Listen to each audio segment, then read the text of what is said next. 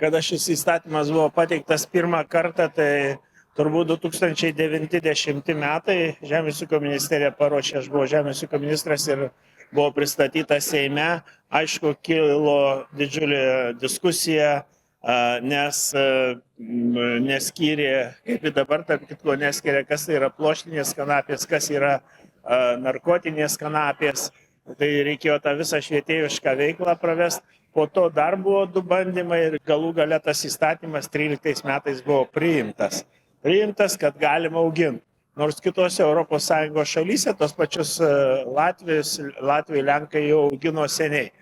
Tai mūsų argumentais būdavo, kodėl ten leidžiama, o čia ne, bet to ūkininkai yra drąsūs, mūsų žmonės ir augino jau tas kanapes ir buvo net jie paskui padavė valstybę į teismą ir jie net bylas buvo laimėję. Tai tas buvo pirmas etapas. Toliau antrasis etapas gerai. Užauginai jau ką daryti, nes reikia ją perdirbti, jinai turi, kaip šiandien konferencija rodo, labai daug naudingų medžiagų ir žiedai, ir stiebai. Tai daug kas supranta, kad viskas dar kaip stiebas, kur galima pluoštą gaminti, tai čia dar gerai. Tačiau visos kitos medžiagos, kad gali būti ir vaistas, ir maisto papildas, tai čia buvo labai sunkus įveikimo laikotarpis. Dabar jau mes turime, galima sakyti, ir fabrikus, kurie gamina tą galutinį produktą ir eksportuoja į kitas šalis. Tai kitas šalis eksportuoja pagal kiekius, kiek leidžiama tose šalyse. Ir tai jau žengtas didelis žingsnis. Tačiau dar priimtas buvo kovo mėnesį šiais metais papildymas pluoštinių kanapių auginimo ir dar tvarką turi dabar ministerija papildyti, kuri dar nuims tos biurokratijos ir tikiuosi, kad paspartins pluoštinių kanapių auginimą Lietuvoje. Bet kas šioje konferencijoje išryškėja ir mokslininkai, ir kitų šalių atstovai sako, pas mumi Lietuvoje dar visų pirma reikia švietėjiškos veiklos ir išaiškinti žmonėms, kas tai yra pluoštinės kanapės ir kas yra iš tikrųjų narkotinės kanapės. Ir tada galbūt įvyks lūžis. Ir be to, daugelis mes, kad CO2 absorbuoja, tai miškas ir miškas neliečiamas, mišką iš tikrųjų reikia auginti, bet kad pluoštinės kanapės 10 kartų daugiau absorbuoja per tos 5 mėnesius to CO2. Mes šito irgi daugelis turbūt nežino. Tai čia vėlgi reikalinga švietėjiška veikla ir pluoštinės kanapės ne tik kaip pramoninis augalas, kaip pramoniai vaistų tinkamas augalas, bet ir absorbuojantis CO2 ir augalas, kuris visapusiškai yra naudingas.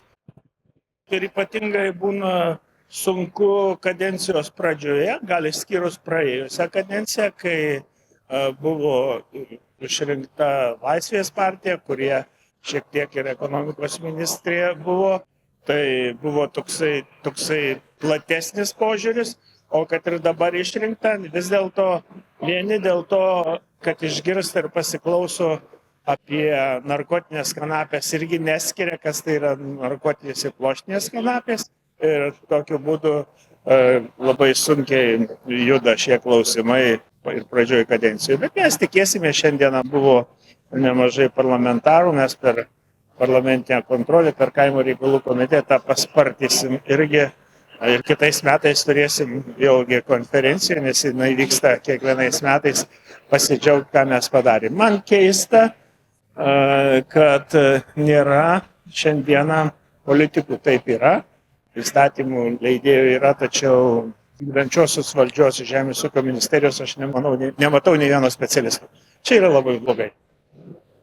Žemės ūkis, tikiuosi, bus įtrauktas į strateginių mūsų vystymų, šalies vystymų, bus kaip strateginė šaka, o pluoštinės kanapės, jūs labai teisingai paminėjot, dabar vykstantį karą Ukrainoje, tai tikrai tai vaistų pramonėje čia yra platus panaudojimas, nes vis tiek naudojamos kažkokios tai stipriosios narkotinės medžiagos, bet galima iš tikrųjų būtų naudoti pluoštinių kanapių tai profilaktikai, gydymui visų karo siaubo padarinių ir psichikos žmonių atstatymui po karo, kurie yra suluošinti ir nori sugrįžti į gyvenimą. Jūs turbūt irgi tikrai prabėgo jau nuo pradžios, kai buvo pateiktas įstatymas, jau 17 metų. Tai kogi dabar trūksta, tai trūksta vienas dalykas, tai tos švietėjiškos veiklos, kitas dalykas, jeigu būtų ir dar kontakto daugiau su medikais, kad patys medikai įvardytų grėsmes ir kartu įvardytų, kur prasideda grėsmė ir kur tai yra vaistas. Tai šitos dalykus reikia dirbti daugiau su farmacininkais, su sveikatos politiką formuojančiais žmonėm, kad ta baimė kiek galima daugiau sumažėtų, o to teigiamos pusės išryškėtų. Aišku, jeigu tai yra vartojama pagal nustatytas tvarkas, medikų rekomendacijom, čia saviveiklos irgi negali būti. Nes kitose šalyse reikia remtis ir kitų šalių pavyzdžių, ir šiandien daug pranešėjų buvo iš kitų šalių. Tai farmacijos pramonė ypatingai, taip pat kosmetologija ypatingai, tai yra žymiai daugiau naudojama šios žaliavos. Tarp kitko, ta žaliava, kuri pagaminama pas mumi, nukeliauja į kitą šalį, jinai ten yra panaudojama ar tai kremų ar kitų gamybų ir po to vėl sugrįžta į Lietuvą. Tai kai mes patys neleidžiam tų produktų gaminti. Tai čia turim ką veikti.